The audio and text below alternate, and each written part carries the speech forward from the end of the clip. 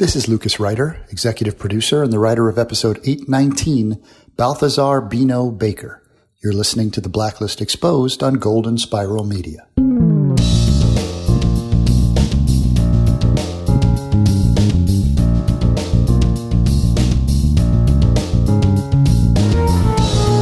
Well, there's only one way I travel via hearse with you, Aaron. On the roof, of course. Party! Welcome to the award-winning The Blacklist Exposed podcast. Greetings, one and all. I'm Agent Troy Heinrichs. And I'm Agent Aaron Peterson. If you want to use a chess term to explain where Liz's war with Reddington is, it'd be a stalemate. Because ultimately, we end up in a draw. We did all that for nothing. Liz has no info. Red has no trust. We are back to square one. Except Ressler is shot. Thanks for joining us yet again for number 129 on the Blacklist. Balthazar Bino Baker, written by Lucas Ryder and directed by Christine Moore. Show notes and other intel for this episode of the Blacklist Exposed can be found at theblacklistexposed.com. I did get some memos saying I said rice wrong on last week's episode, and I just want to let all those people know that I don't care. Oh, you're new to the show? I get names wrong all the time. That's just how I roll. That is the whole shtick of the entire podcast. I literally just get names wrong. I like this episode. This was really good. It was a nice way to set up next week. Yeah, we didn't get any distance, and we're kind of back to square one, but I liked Liz yelling the same thing I've been yelling on this podcast since she went on the run. I thought that was great. That was my favorite moment, probably the whole season. The whole season. And then everybody that's a Liz hater, which is like 80% of the audience, is going to be Shut up, Liz. That's the worst episode ever. Shut up, Liz. We don't want to hear you and your truths. Shut up, Aaron. We don't want to hear you complaining. Agree with her either. I didn't complain. I was just agreeing with her. I know you agree with her. They're going to hate you because you agree with her. I don't care. Hate away. Write a letter. I won't read it. Well, we had our profiling question from last week because we were like, we're back at square one. So what happens next? William Robert Kent Coussert. Tom. Better get up, Liz. Wouldn't want to be late for your first day at work. Liz, you wouldn't believe the dream I just had. Oh, God, no. There's no Dallas time here. Or Tom's dead. Could be a Newhart episode. That'd be great. Tom's dead. Carly Elias Lagarde. We will finally find out that Red is really trying to expose presence of shape-shifting aliens on Earth. That would be a weird twist. Robbie White. We will learn that the Katarina, played by Layla Robbins, was a fake and not Liz's mother. It is the only way to patch things up between Liz and Red and have them smiling together, as we have seen in pics from upcoming episodes. Spoiler, Robbie! Spoiler. They could have just been like the actors having a day. You don't know. And don't watch spoilers, man. Just wait for the episode to air. You don't want to know. Douglas said, I believe that Elizabeth is going to find something in Katarina's magic locker that's going to confirm that she's an imposter, leading down her own path to discover the truth about her mother and Red. I don't know, but doubt will know which, but will believe this will happen sometime in the last 10 to 5 minutes of season 8, episode 22. 10 to 5 minutes? Or 5 to 10 minutes? Well, it's like 10 minutes to go in the episode, and then it's 5 minutes to go in the episode. So, gotcha. He's counting it as he's watching it. Lastly, what happens next? Michelle Odell Gauthier. Liz never makes it to the post office due to an ambush brought on by the Townsend directive. Oh, she's the closest so far. Resler gets shot and joins Tom in the afterlife in New Amsterdam. That's funny.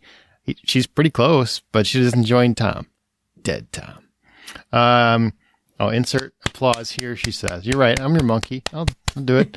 Liz makes her way to Dr. But let's do a genuine, though. Like, Tom's dead. Did you guys hear that? She mentioned Tom in this episode like twice, and I was like, oh, he's still dead. He ain't coming back. So dead. All right, Liz makes her way to Mrs. French's house. As Liz rushes through the door, she closes it quickly behind her, turns, and to her surprise, sees Red, Dembe, Agnes, and Mrs. French gathered around a table playing Go Fish. Red tilts his head to the side with that smirk he gets, and says to Lizzie, what took you so long? Then off they all go to find a hidey hole. What? Yeah, hidey hole.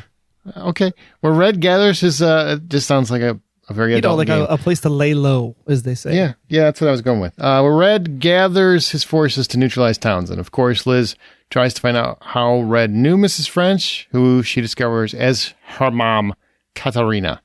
Red and Liz make peace and all is right in the Blacklist world. All right. That was the closest one to what ultimately happened in this episode. Yes. And I love the answers and the creativity once again as well. So what about next week, Aaron? I think I like this question that you came up with. Yeah, question for next week. Will Townsend tell Liz the secret? He's got him surrounded. He's there. Nothing but time and opportunity. Yeah, what I mean? We've already seen him stand with the armored truck yelling and trying to, goad him to come out and all that stuff. So yeah, now they're surrounded by Townsend and his men in this, hidey hole, I guess. And they can, and then he could just yell and scream and be like, Liz, don't you know? This is what this is all about. Doesn't a hidey hole sound naughty? Kind of. Am I wrong? Kind of. Okay. What's your safe word, by the way? Answer. That's the safe word. The damn answer. Well, thankfully, we'll never know that. I guess you're in danger. Oh, my gosh. Well, before Red calls checkmate on all of us, let's go ahead and get into this week's case profile.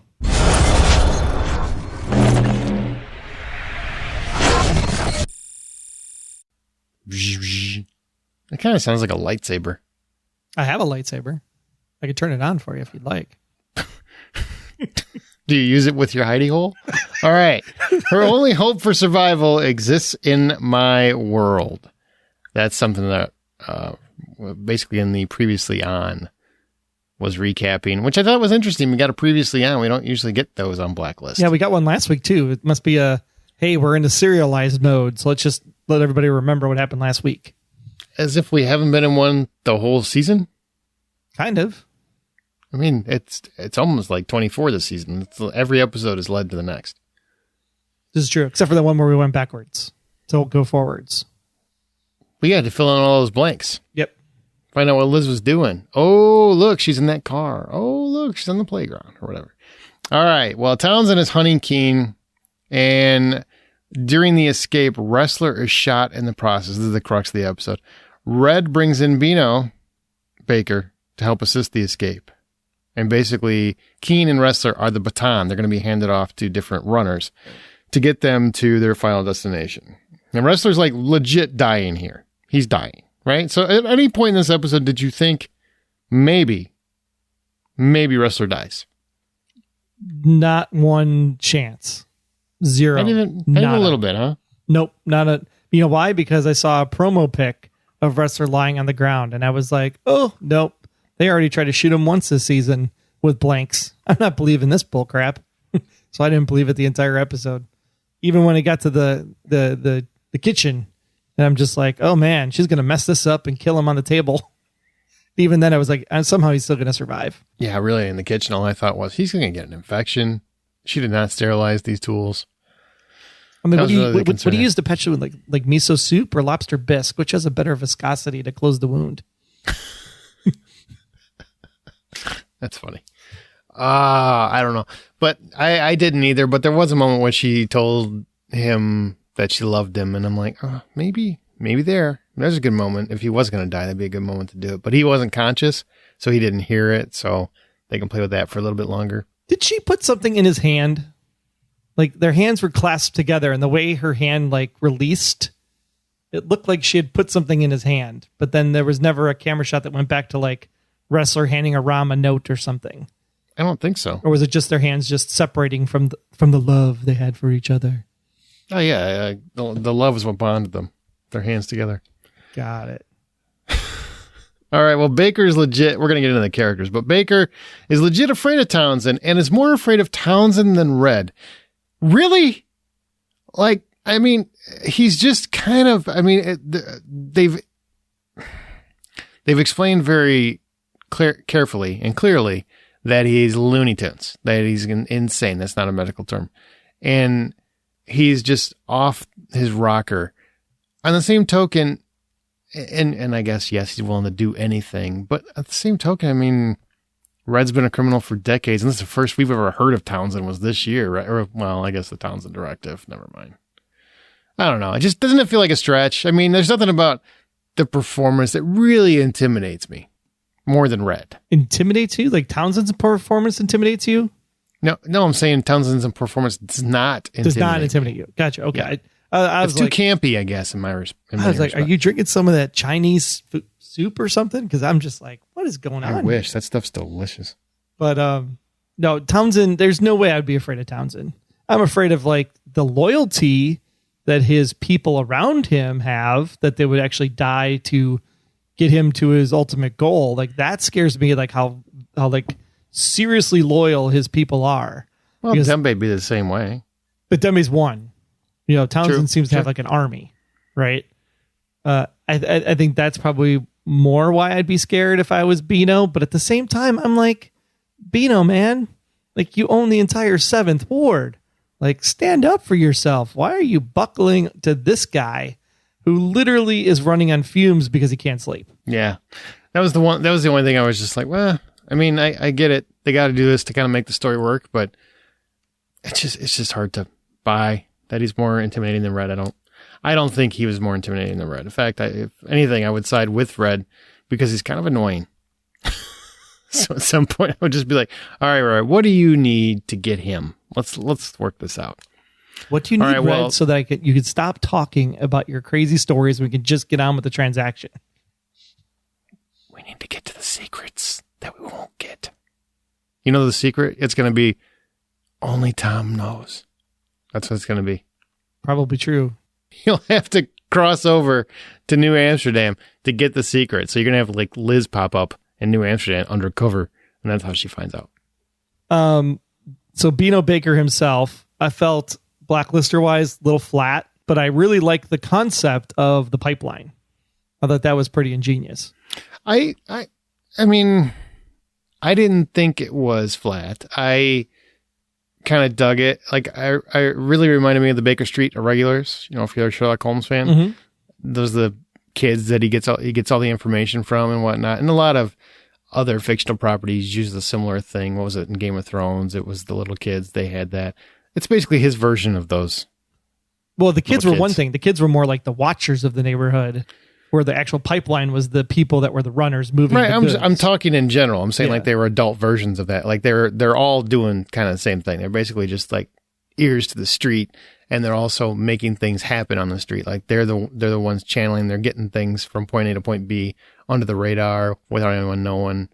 Secret compartments, like all that stuff was really cool. I like the idea of it. I didn't find him particularly threatening of any way, shape, or form, but I like the concept a lot. Yeah, it was good. Yeah, he was kind of a standard, typical, Jersey mob guy.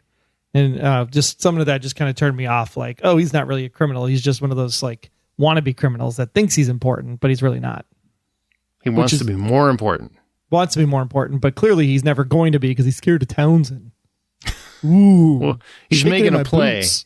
He's making a play for a bigger spot. That's what he was trying to do. That backfired. And he's going to turn them over. He's going to turn Liz and Ressler over, but there's more time for Liz than there is for Ressler because he's dying. So Liz thankfully gets him to a kitchen or surgeon or something, and then they do some work on him to kind of keep him stable. Make him survive. Once again, Liz apparently struggles with getting someone wounded to a hospital. This is not her strong suit. I never want to be in a position where I am potentially fatally injured and Liz Keene is my driver. I will fall out of the car, bloodied, crawl to a taxi or something, or find some little 12-year-old or something. I'll tell him how to drive. Get me to a hospital way faster than she will. Yeah, I mean, like, can't you just like steal a car? I mean, all the other stuff you did enlisted off, Liz, in this episode of all the things that you've done to be a criminal, including breaking and entering with an FBI badge. Like, can't we just hotwire something and just take him to the hospital and then hide yourself? She could do everything but apparently find a hospital because they're always so far away from wherever she is. I'm like, have you ever been to a city? They're all over the place. I drive by 3 on my way to work. Yeah, but whatever. Walter tells Red the truth and sends him over to the Shanghai Palace. So basically, Walter's one of Baker's guys, and he does give Red the truth. And then Baker comes to turn Liz over to Townsend, and Keene tries to make a deal to kill Reddington, which was an interesting twist. Because she's trying to say, hey, I'll kill Reddington, which she's already shown she kind of flinches at that opportunity. He tells the surgeon to undo Ressler and kill his ass, but thankfully the FBI gets there. Ram and Park get there in time. And Liz is gone, though. Ressler says they're at the castle, wherever that is. Well, they know where it's at. So Bino takes Liz back to his castle, explains that Liz is a calculated risk, and Townsend is the one man that makes Reddington nervous. Why? Because he knows the secret. That's really why. That's the only thing that really makes him nervous.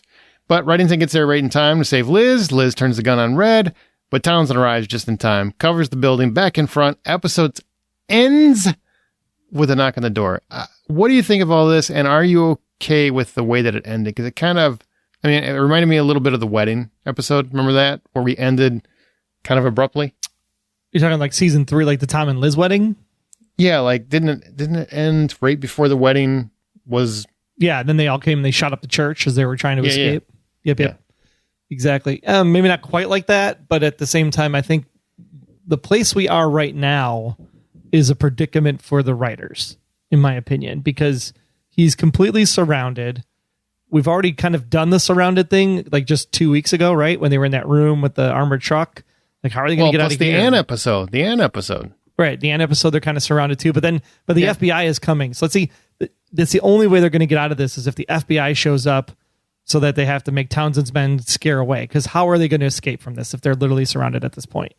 And so if you're in that predicament and you're only Red and Liz in this room at the time, then this is the time where you have to have a conversation, right? Because you might not get another opportunity to have this conversation because they're literally surrounding the building.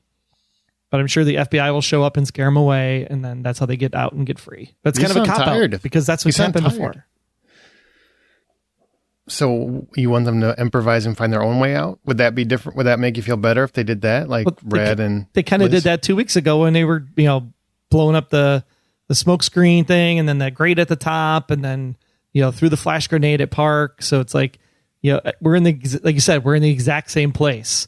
So I'm really interested to see like how they get out of this situation next week, and hopefully it's creative because I believe Lucas is writing next week's episode as well.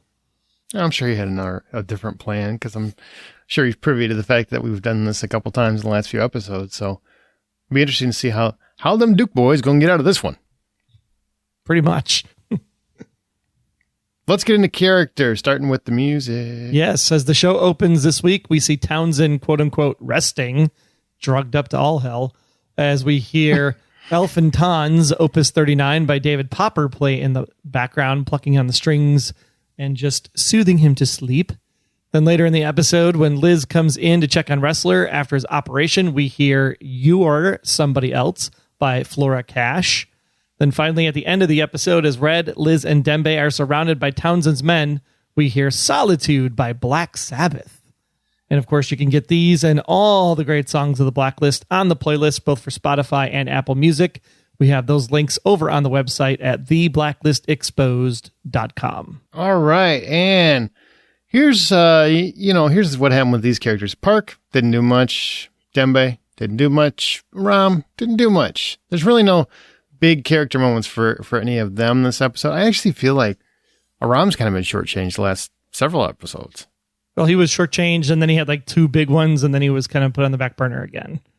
That's because Liz is back in the equation now, so you have a lot more Liz screen time. And because she's been running around doing all kinds of crazy stuff, it is what it is. Well, Ressler gets some cool stuff. He does has some heart-to-heart with her. I won't bury you, Keen. That was pretty sweet.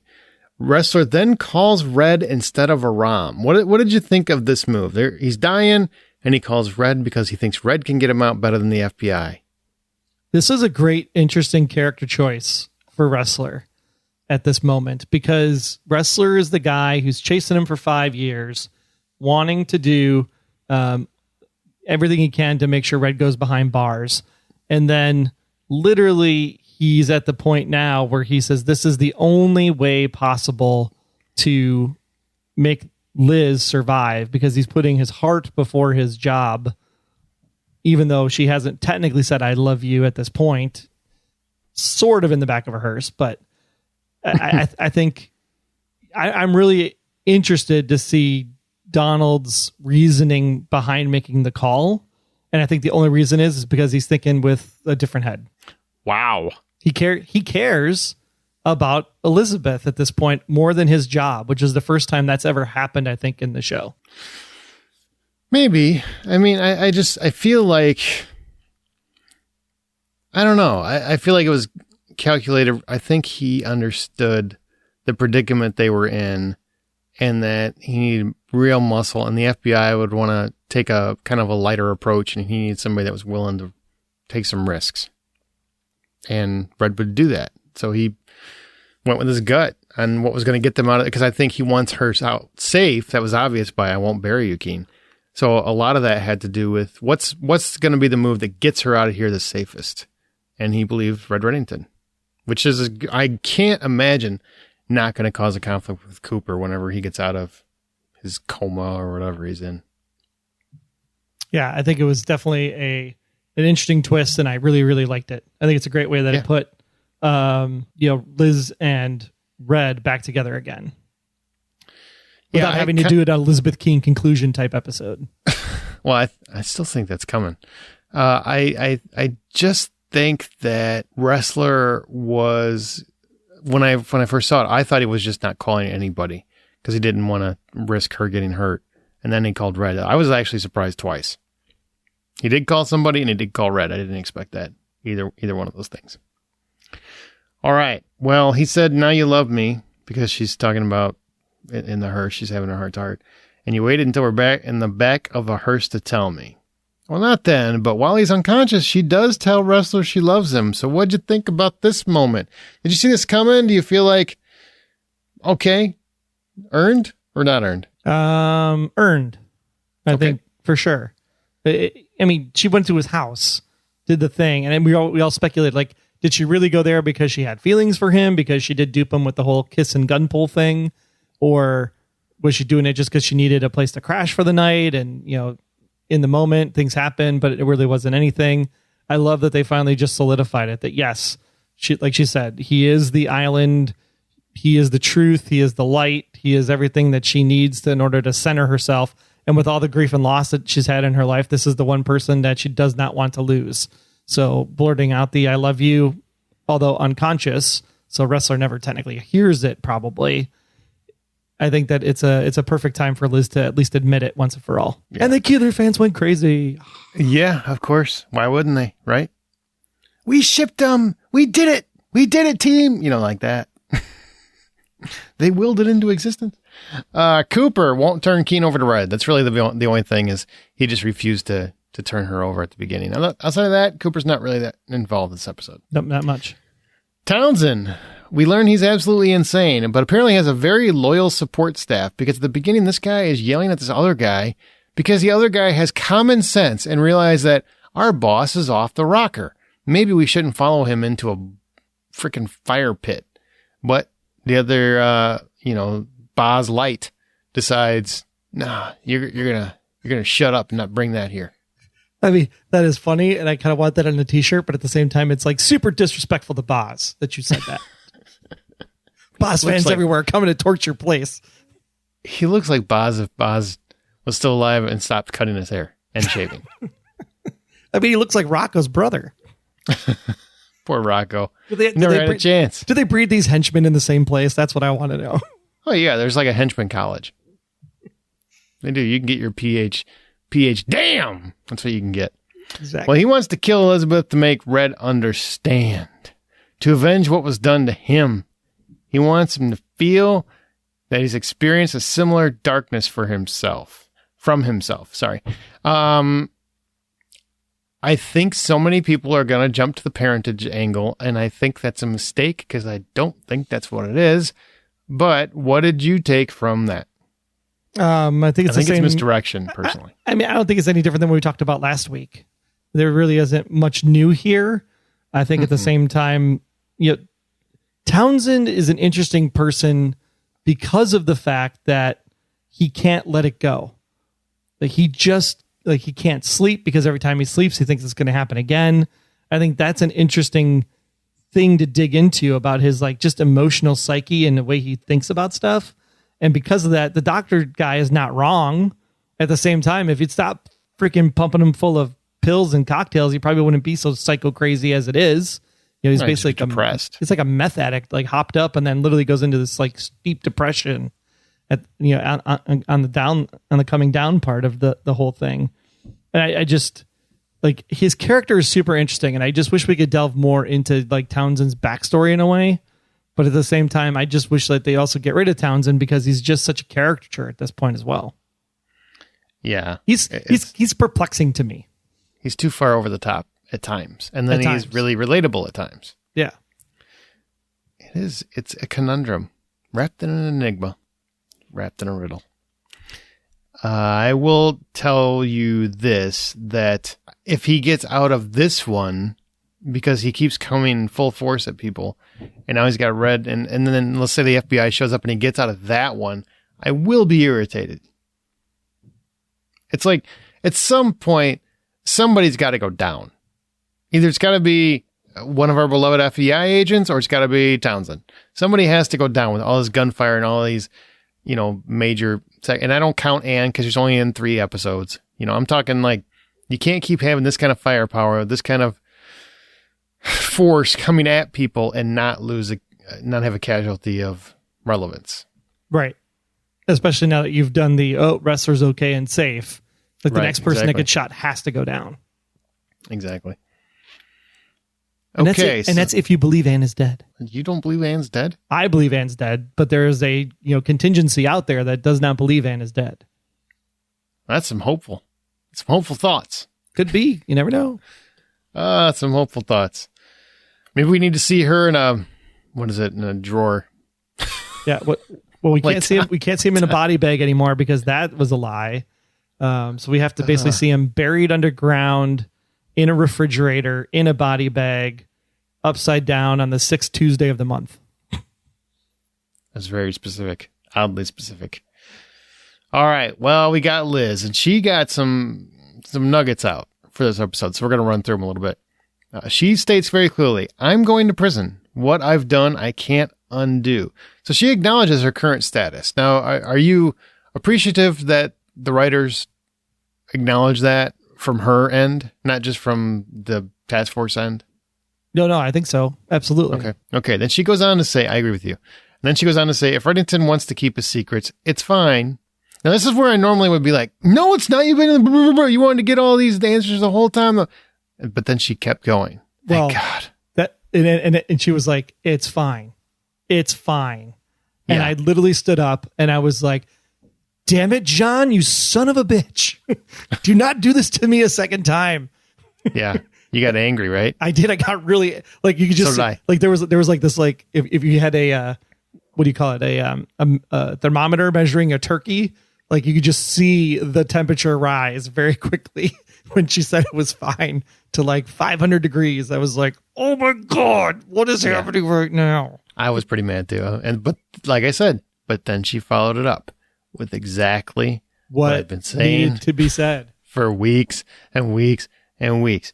She says, except for the ones that affect her and her daughter, except for the ones that make people like Townsend wake up and want to murder her and her daughter. Damn right. For I said frack, don't write us, sake. Thank God she finally said that out loud, because I've been waiting for her to say that to somebody, anybody of relevance, for so long, because I'm sick to death of people telling me that she doesn't deserve answers because it's Reddington's secret. That's great when she's not in the freaking sights of every other episode. You know what I mean? So at some point, it's ridiculous. And then she goes on to say, which made my heart just pitter patter. She's tired of the double standard. She fights back and she's gone too far. Red does this and that and he's good, but she's the one in cuffs. Yeah.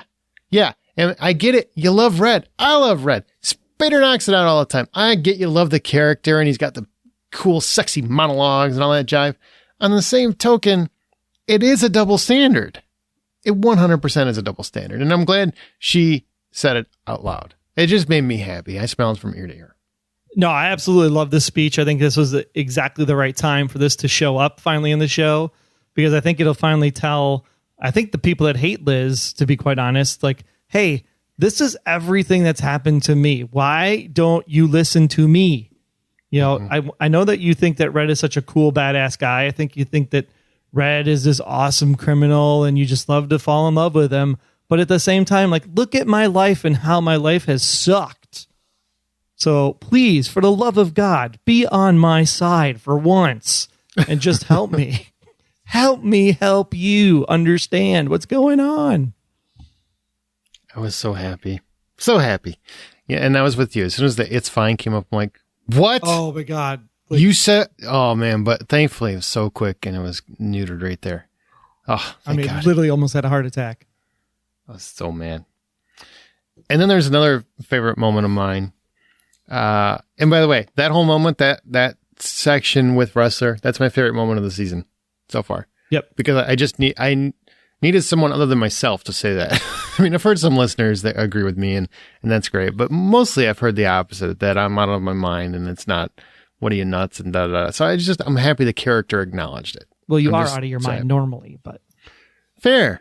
But I'm not just Team Liz just because I like Liz. It's not just because of that. I think she's in the right on this. I mean, I really, really do. And it's because I've been watching this show for so many years. And I'm sorry, at some point, you either tell her or you acknowledge that you're part of the problem and that he's part of the problem. So.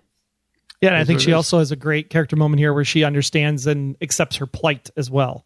Like, because of all of this, I've done all of this stuff.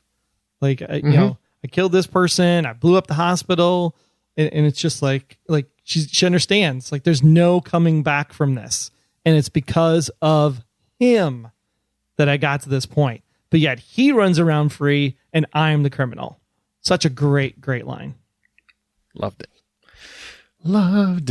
The other line that I really liked was, "I can't hear what you're saying, honey." And I went, "Aw, that's kind of sweet." That was kind of sweet. It was kind of nice to have that little moment with Resler there. I can't hear what you're saying, honey. It just sounded very genuine. Very genuine. All right, Red. From the day I arrived, my intent was to keep Keen safe. You suck at it. I'm just going on record. I mean, she's still alive, so I guess you're doing okay. But on the same token, I mean, she's in like mortal danger every week. So I feel like maybe you should have hidden her on an island by now.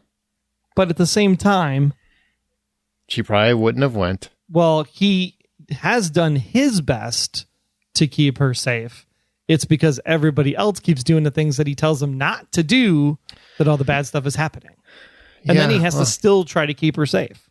I mean, if I'm Red, I'm like, Jesus, I'm tired already. Like, why can't you guys just, fine, kill her. I'm done. Like, this is ridiculous. God, I don't feel sorry for him. He easily could have just told her the things she needed to know so that she understood where she factors in all this. But what if like you said in this episode, what if the truth is really that bad?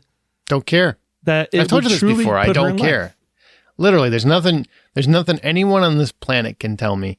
There's no secret that he can tell me that will make me go, oh, well, it's okay that she continues to suffer and he doesn't tell her what she needs to know. There's no acceptable answer there except for just tell her the truth and then she'll deal with it however she deals with it, and then it's on her.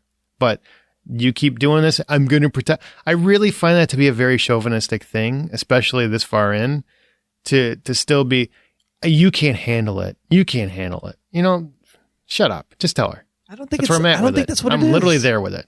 I think it's literally what he said in this episode. It's not that she can't handle the truth.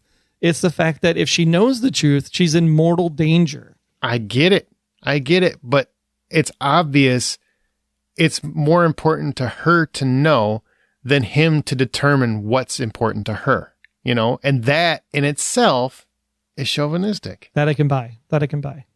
You're making the determination for her, what's best for her, without her getting a real say in it. And right.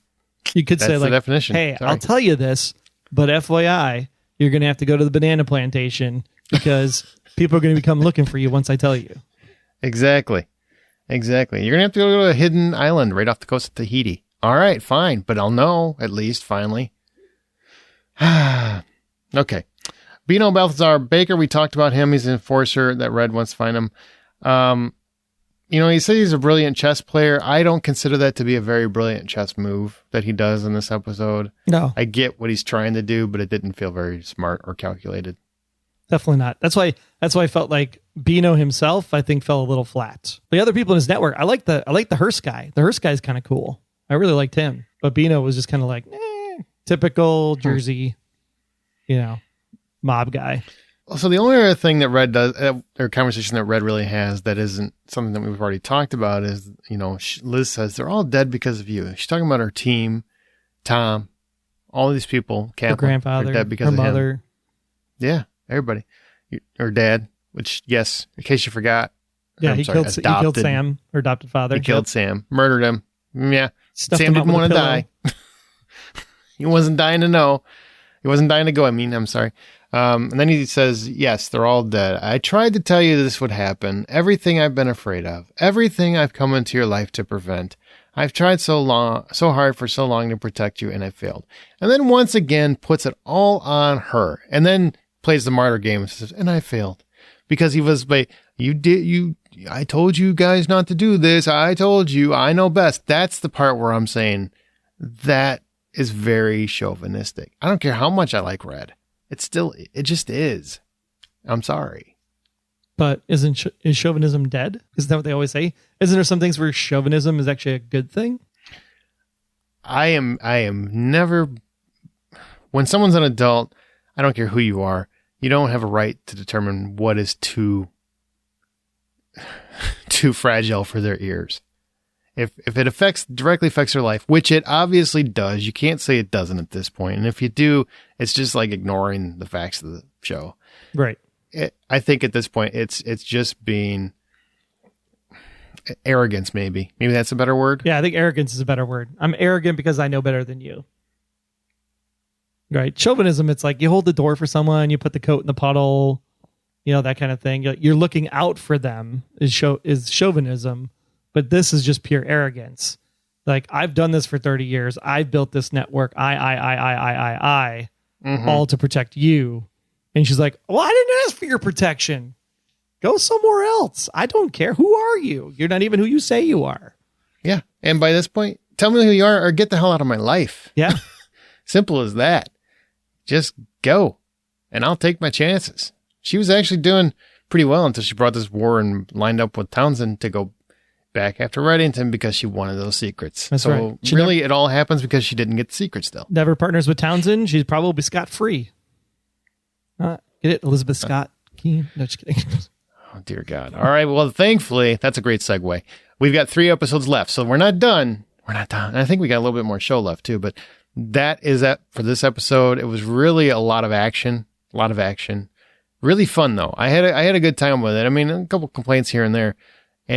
But I really love that moment. That moment alone where she explains her stance and all this is enough for me to say, I love this episode. Now everybody's like talking about, oh my gosh, like 3 episodes. Like, is this the finale? Because the finales usually happen this week during the course of the regular TV season and not COVID times. Negative. So would you have rather, this is just an idea. This makes you mad that it goes into June, doesn't it? A little bit more because of the Olympics, if the Olympics actually happen, because I'm sure there'll be a delay and stuff as well. Yeah, okay. But wouldn't it have been great if they would have just been like, the Blacklist, 2-night event, 4 hours to the epic season 8 conclusion, and you just literally would have had 2 on Thursday, 2 on Friday. Like, don't you think that would have been much more exciting? Because it feels like this could have been a 2-parter. Like, it ends on a nice cliffhanger. We could have rolled right into the second hour, and it just would have been a nice 2-hour movie for this episode and next week's episode, potentially. I always love when we do Troy can schedule your show better. That's always a fun segment. I can always schedule a show, but I had a friggin' spreadsheet. I could tell you, I can optimize all 5 of the big networks and get them to have the most optimized ratings across the board. Here, multi-million-dollar network, let me tell you how you can make more money. So I would say, I don't know if about 2 nights back-to-back 2 hours. I think that's too much. That's a great for a premiere. It's not good for an ending. I would do 2 hours back-to-back Fridays, though. That's what I would do. But they don't want to do Memorial Day week, obviously. But they could do it the week they came back. This is Memorial Day week, though. This is Memorial Day Friday. No, next week is Memorial Day week. The week of the Monday is Memorial Day week. Well, yes, the week of, but I mean, this is Memorial Day. People are like driving and traveling out of town now So why are they airing an episode this week? They should have just held this one till next week and done the 2 hour next week. Do they have a new one next week? Yeah, new one. Memorial Day week? It's a new one next week. Well, they should have done like 2 hours. Well, they don't want to have a finale on Memorial Day weekend, but they could have figured it out so that the finale was the week after Memorial Day, so it was done. Yeah, like they could have done 2 hours. They should have done 2 hours today and 2 hours next week. Boom, we're out before the Olympics. But here's the thing: they don't care what we think. You sure don't. So that's just it's just not going to work out that way. I am happy because I'm actually on vacation the week that they break. So I won't miss the finale. I was actually worried I was going to miss the finale. I'm like, thank you, Olympics. Finally, the Olympics is something beneficial to me because I've never watched it. I don't care. I feel like a horrible American, but I don't care. I think I watched the Dream Team when we went to the basketball thing. I think I watched that, but that was about it. But do you know who does care about us, Aaron? Our patrons. Yeah, so let's take a second and say thank you to those of you that are supporting the show by going to Patreon. That's Patreon. That's patreon.com/theblacklistgsm. Special big thanks to our honorary blacklister, Patricia. Also, special shout out to our task force members, Judy and Sharon, Rory, Karen, Bobby, Jens, and now Mary, all official task force members. All of these people receive cool gifts from us, and you get a cool gift too if you donate at the $20 level or higher. If you want a cool t-shirt or a coffee mug, you don't have to stay at the $20 level forever, just a few months to get the cool gifts. And if you have not yet sent me what you want, whether you want a t-shirt or you want a coffee mug or your shirt size, definitely send that in to me through the patron mailbox, because I have a couple people that have gotten to that $20 level part to receive their gifts, and I have not gotten responses from you. So I can't send you the gift unless you tell me what you want. So make sure you go ahead and hit me up over there in the patron mailbox. And as a reminder, we do have the $5 level as well for those that want to get the podcast before anyone else, right after the show ends on Friday nights. So just head on over to Patreon. That's patreon.com/theblacklistgsm. Fill the fedora. Just throw a buck or two if you want to. You don't have to give a whole lot. Just say thanks for awesome episodes all this season. And we'll come back with your thoughts right after this. What if you could live your life without limits, where every desire you ever imagined could be fulfilled? Experience Westworld, a show where every human's dark side will be revealed. After watching each episode, listen to Beyond Westworld, a podcast featuring humans and hosts from around the park, diving deep into HBO's illustrative narrative. Every hero has a code, and so do you. Download your itinerary and the show at beyondwestworldpodcast.com or your podcast app of choice. Hi, it's Megan Boone, and you're listening to Blacklist Exposed on Golden Spiral Media. Okay, so we've got some special agent intel. The first is from Latifah. I assume you're a queen. Huh? See what I did? Very nice. All right. Latifah says, I think it's highly unlikely that I would get this right, so I'm leaning into that and giving you my most absurd theory that I just came up with. All right. I'm ready for absurd at this point. Resler, yeah, like you haven't gotten there already? Resler is gonna let, roughly for about 8 years, I'm just saying. Just because there's a hospital named after me doesn't mean anything. Resler is going to let Liz get away on the ride back to the post office and tell her to run. Then he'll go to Red and somehow get answers from him and realize, like all the others, that Liz really shouldn't know what's going on. Oh, I hate this argument. Then he transforms himself into Tom. Now I really hate this argument. To help and continue with the 30-year plan for 30 more years till Agnes becomes an FBI agent or the equivalent of that wherever she's currently living at with Mrs. French, her Sam.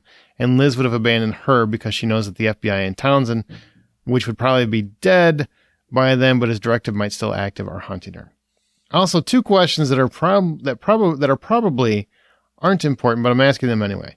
What did Jennifer, on the way to the hospital after being shot, mean when Liz told her it's not your fault, and she responded by saying, I was your sister? Was she blaming Liz or was she apologizing? Let's take that question first. That's a great question.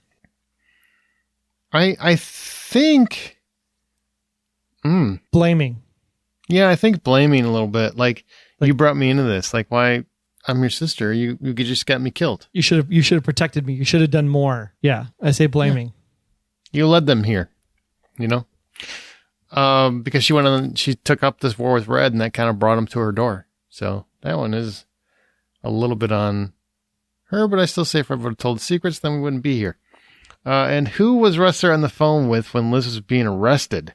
We know it wasn't Red because he was talking to Cooper, unless when they hung up, Red immediately called Ressler to plead him to bring Liz to him. I don't remember Ressler being on the phone, to be quite honest, but I like the Red trying to call Ressler to talk to him. I like that angle. So I'll say that. Sure. I agree. I mean, who would he? I mean, he could be talking to like local law enforcement, or he could be organizing like we found out in this episode, could be organizing the second caravan, trying to, figure out who's going to drive which caravan. Is he going to be in with Liz, or is he going to be in the other one? So lots of possibilities there. Sure. So on the theory, though, dear God help us if that comes true. Yeah, I admire the creativity, but if I kind of like the Agnes growing up and then 30 years later she's involved and she's an FBI agent. I kind of like that, but that might be too much on the nose to a previous show that we've talked about that has the same people running this show that ran that show. All we need is a little Rimbaldi. Yep, just a little touch. Yeah, but at least I like she got the face-off machine worked in because Ressler turns into Tom. So brownie points for that. Except for nobody needs to see that. Well, Cassidy wrote in and said, thanks so much for your great podcast. It's always entertaining and thought-provoking. And here are some thoughts. In the truly excellent episode Brothers, Liz kept Ressler from going to jail. He said that she risked everything for him. It's time that Ressler returns the favor and risks everything to help Liz stay out of jail. He just did. Kind of did. Yep, by calling Red. I believe due to their long, dedicated, and sacrificial friendship that he will cross the Rubicon from FBI agent to helping Liz after the horrific loss of her team and her half-sister.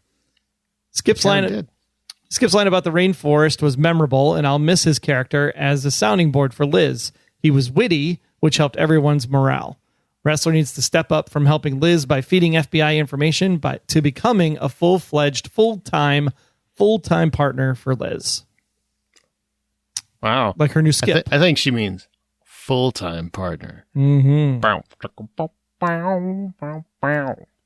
I'm so glad that the writers have made a strong point of showing that Liz doesn't want people to die in her search for the truth.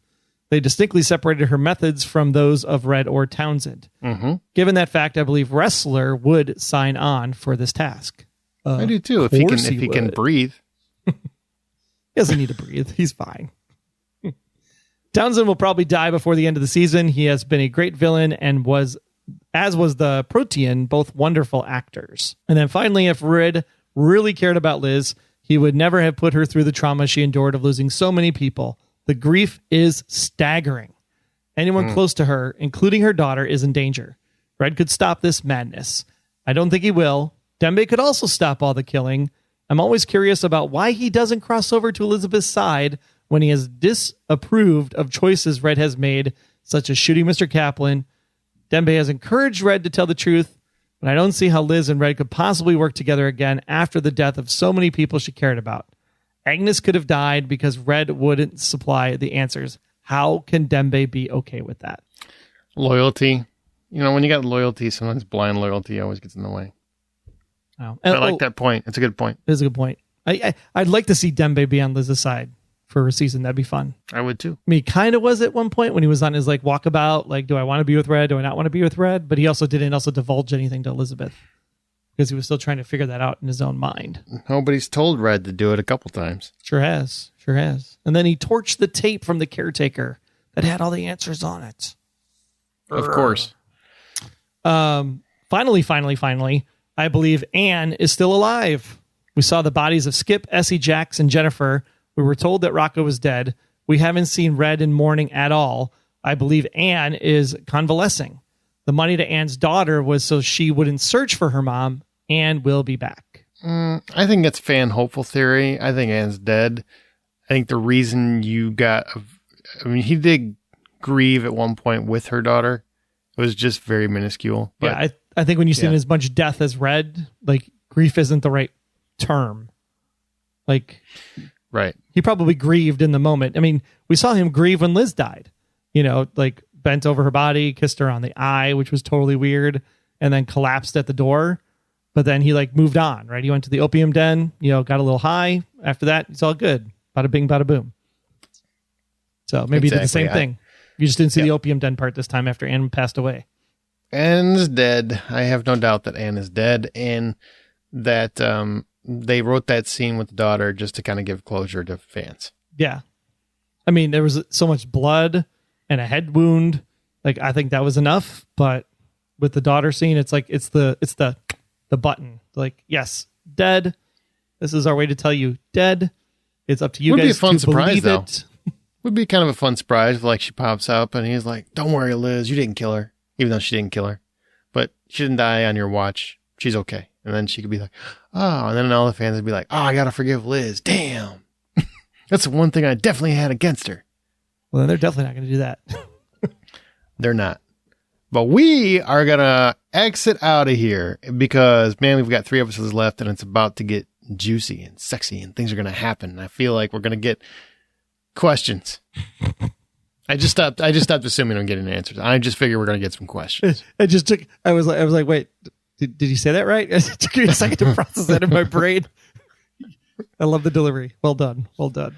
All right, well, that's going to conclude this discussion. Now is the time to recommend the Blacklist to your friend, enemy, or neighbor. And when you do, please also recommend they listen and subscribe to this very podcast, The Blacklist Exposed. All the case files can be found at theblacklistexposed.com and everywhere great podcasts can be heard. For more great Aaron and Troy hijinks, follow us on your favorite social media outlet. I am at Troy Heinrichs. He is Aaron Smirks, and together we are at The Blacklist GSM. Talk about the show, the podcast, or what you hope to see during the Olympics. Nothing, because it won't be on. Just for Aaron. Just not going to watch it. Who cares? I admire them. Great. I want to watch TV. All right, big thanks for listening. Don't forget to answer our profiling question. Will Townsend tell Liz the secret? We'll find out next week. I'll bet you $1 bazillion he doesn't. I will. What is it? If I want your money, which way do I go? I don't care. It's not going to happen anyway, so forget about it. All right, I'll see you next week, all. Until next time, I'm Agent Troy Heinrichs. That's at Troy Heinrichs on Twitter. And if you want to learn more about me, just visit, about.me/Troy Heinrichs. And I'm Agent Aaron Peterson. You can hear me talking about movies and TV on the Hollywood Outsider podcast, as well as Remake This Movie Right. We are available at thehollywoodoutsiders.com or on Twitter at 5popcorn. Be sure to subscribe, download the app, submit your feedback, but most importantly, keep yourself off of the Blacklist.